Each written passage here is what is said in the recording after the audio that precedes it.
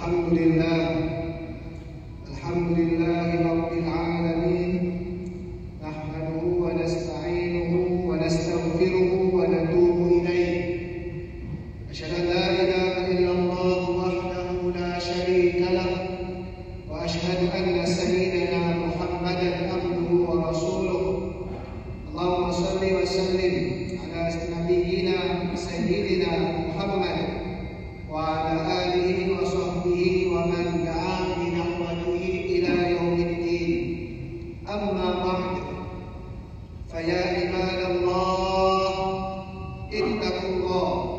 Usikum wa nafsi bi taqwallahi wa ta'atihi la'allakum tuflihun. A'udzu billahi minasy syaithanir rajim.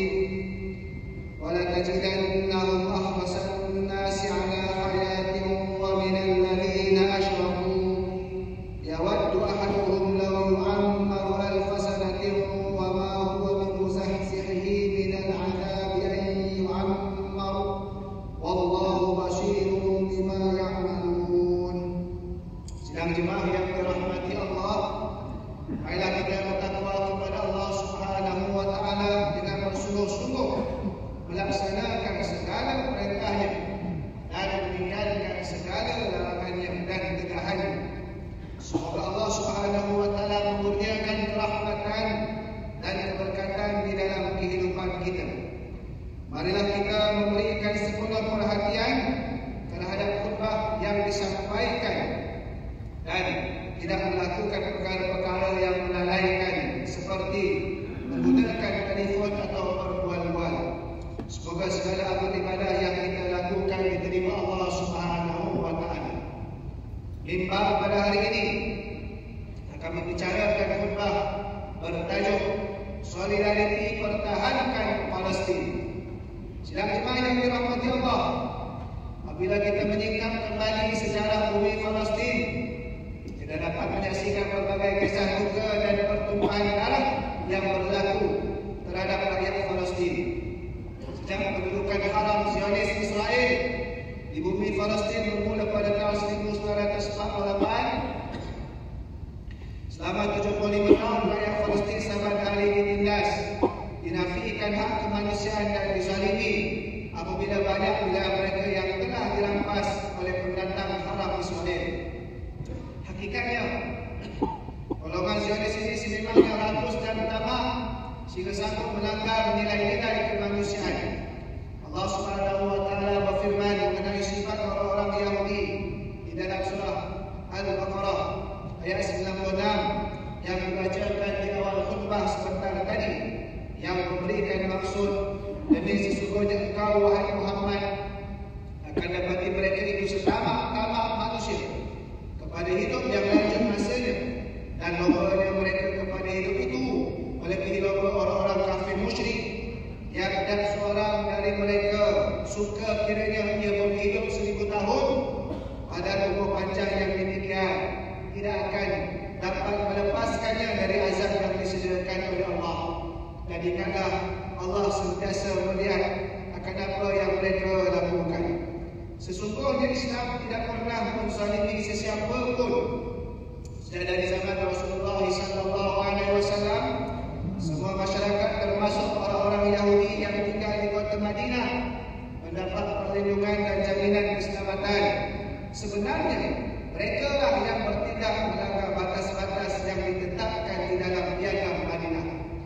Mereka telah mengikat janji setia dengan Rasulullah SAW, tetapi melanggarnya dengan mengadakan pakatan sulit bersama kafir musyrik Quraisy untuk menentang dan menjatuhkan kerajaan Islam Madinah di dalam peperangan Ahzab. Disebabkan oleh pengkhianatan tersebut, mereka akhirnya diusir dari kota Madinah. Inilah sifat mereka yang kita masih dapat saksikan pada hari ini. Apabila konflik di antara mereka dengan rakyat Palestin terus berpanjangan dan berlarutan, renungkan firman Allah Subhanahu wa taala di dalam surah Al-Baqarah ayat 120. A'udzu billahi minasyaitonir rajim. Wa la tarda 'anka al-yahud wa lan-nasara hatta tattabi'a millatahum. Qul inna hudallahi huwal huda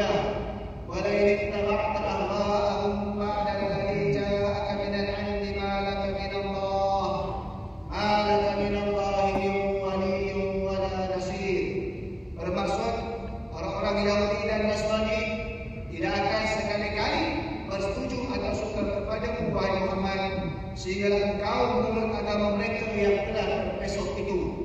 Katakanlah kepada mereka, sesungguhnya petunjuk Allah, yakni agama Islam, itulah petunjuk yang benar.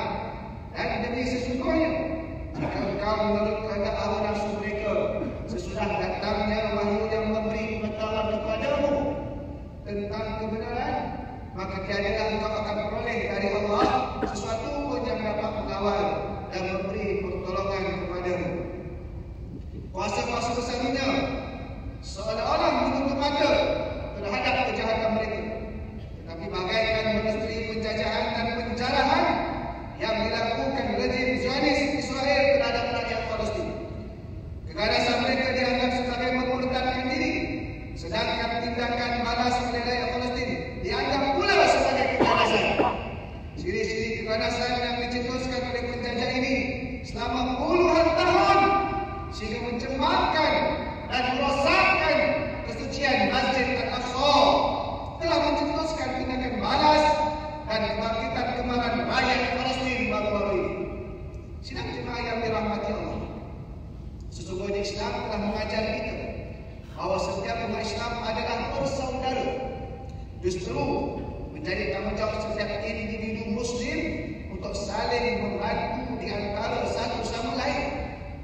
Isu umat Islam dan rakyat Palestin mesti kita fahami dengan jelas. Isu Palestin merupakan isu umat Islam sejagat. Maka adakah kita sebagai umat Islam di negara ini hanya berdiam diri tanpa berbuat apa-apa?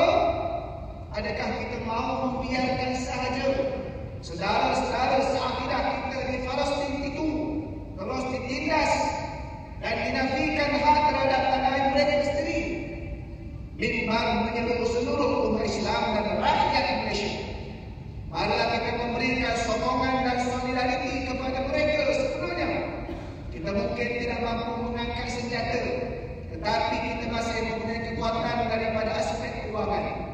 Infakkanlah untuk membantu mereka sebagai tanda simpati di atas kesusahan yang dihadapi akibat peperangan.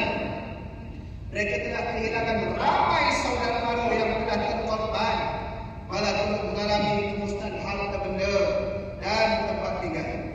Pada hari ini, seluruh masjid dan surau Jumaat di wilayah Persekutuan akan membuat kutipan derma untuk disumbangkan kepada rakyat Palestin melalui kerajaan Malaysia. Marilah kita ambil peluang untuk membantu mereka. Di samping kita membantu dari sudut kewangan, marilah kita memanjatkan doa kepada Allah Subhanahu wa Ta'ala yang Maha Berkuasa terhadap setiap makhluknya melalui surah hajat dan qunut nazilah, agar Allah Subhanahu wa Ta'ala memberikan kekuatan, ketabahan dan kemenangan kepada umat Islam dan rakyat Palestin. Kita mengharapkan agar umat Islam di seluruh dunia dan di wilayah Persekutuan ini dapat bersama-sama menitipkan doa buat mereka, di samping menghulurkan bantuan yang sewajarnya kepada mereka. Semoga bumi Palestin kembali aman dan makmur di bawah rahmat Allah Subhanahu wa Ta'ala. Sidang jemaah yang dirahmati Allah, kita seharusnya mengambil iktibar dan pengajaran terhadap apa yang berlaku kepada negara Palestin dan negara-negara lain yang sedang bergolak. Palestin jatuh ke tangan musuh Islam kerana umat Islam pada ketika itu tidak dapat bersatu. Melihat kepada naratif yang berlaku ini, sebagai umat Islam dan warga negara Malaysia yang cintakan keamanan, marilah kita kembali mengukuhkan perpaduan sesama kita. Tepislah segala perbalahan yang merugikan dan bersatulah atas dasar Islam yang menekankan agar umat Islam saling mengukuhkan antara satu sama lain. Al-Imam At-Tirmidzi meriwayatkan hadis daripada Abu Musa Al-Asy'ari bahawa Rasulullah sallallahu alaihi wasallam bersabda, "Al-mu'minu lil-mu'mini kal-bunyan yashuddu ba'duhu ba'dha." Antara orang mukmin dan mukmin yang lain adalah seperti sebuah binaan bangunan yang saling menguatkan antara satu sama lain. Sesungguhnya perpaduan yang kuat di antara kita yang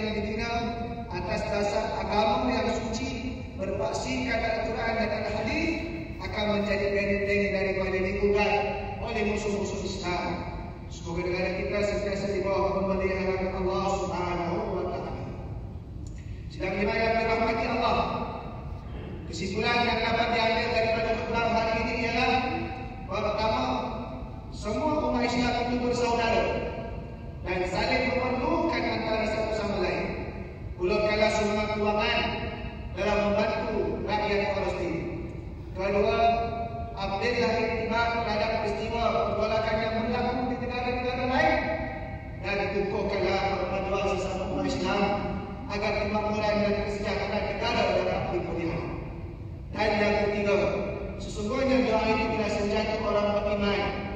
Panjatkan doa kepada Allah Subhanahu wa taala agar memberikan kekuatan, ketabahan dan kemenangan terhadap umat Islam dan rakyat Palestin. Mengakhiri khutbah, renungkan firman Allah Subhanahu wa taala dalam surah Al-Anfal ayat 55 sehingga 56. A'udzu billahi minasyaitonir rajim. Inna syarrad dawab 'inda Allahi alladziina kafaru fahum la yu'minun. Alladziina ahadta minhum thumma yanquduna ahdahum fi kulli marratin wa hum la yattaqun. Sesungguhnya sejahat-jahat makhluk yang melanggar di sisi hukum dan ketetapan Allah ialah mereka orang-orang yang kafir yang degil dengan kekufurannya. Sebab itu mereka tidak mau beriman, yaitu orang-orang yang engkau telah memberikan perjanjian setia dengan mereka. Kemudian mereka mencabuli perjanjian setianya pada tiap-tiap kali, sedang mereka tidak mahu memelihara diri dari keaiban mencabuli perjanjian itu. Barakallahu li wa lakum bil Qur'anil azim wa nafa'ani wa iyyakum bima fihi min al-ayati wa dhikril hakim. Taqabbal minni wa minkum tilawatahu innahu was-sami'ul 'alim. أقول قولي هذا وأستغفر الله العظيم لي ولكم ولسائر المسلمين والمسلمات والمؤمنين والمؤمنات الأحياء منهم والأموات فاستغفروه إنه هو الغفور الرحيم. الحمد لله رب العالمين والصلاة والسلام على سيدنا محمد النبي الأمين وعلى آله وأصحابه الطاهرين ومن تبعهم بإحسان إلى يوم الدين. أشهد أن لا إله إلا الله وحده لا شريك له وأشهد أن سيدنا محمدا عبده ورسوله.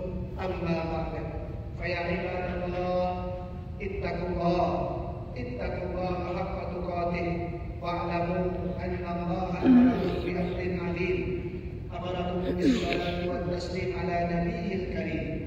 فقال الله سبحانه وتعالى إن الله وملائكته يصلون على النبي يا أيها الذين آمنوا صلوا عليه وسلموا تسليما. اللهم صل على سيدنا محمد وعلى آل سيدنا محمد كما صليت على سيدنا إبراهيم وعلى آل سيدنا إبراهيم، وبارك على سيدنا محمد وعلى آل سيدنا محمد كما باركت على سيدنا إبراهيم وعلى آل سيدنا إبراهيم في العالمين إنك حميد مجيد. وارض اللهم عن الخلفاء الراشدين وعن بقية الصحابة أجمعين وعن التابعين وتابع التابعين ومن تبعهم بإحسان إلى يوم الدين. وارض عنا معهم يا أكرم الأكرمين. اللهم اغفر للمسلمين والمسلمات والمؤمنين والمؤمنات الأحياء منهم والأموات. اللهم أيدهم بدوام التوفيق والهداية والصحة والسلامة. Malikina ke bawah duli yang maha mulia sekali juga baginda yang di-Pertuan Agung Sultan Abdullah Riayatuddin Al-Mustafa bin Shah ibni Al-Marhum Sultan Haj Ahmad Shah Al-Musta'in billah. Wakadzalika ke bawah duli yang maha mulia sekali juga baginda Raja Permaisuri Agung Tunku Azizah Aminah Maimunah Iskandariyah binti Al-Marhum Al-Mutawakkil ala Allah Sultan Iskandar Al-Haj. Allahumma ja'al baladana maliziyah aminan mutma'inna sakhaan wa kha'an dar adlin wa imanin wa amnin wa amanin wa sa'ir biladil muslimin.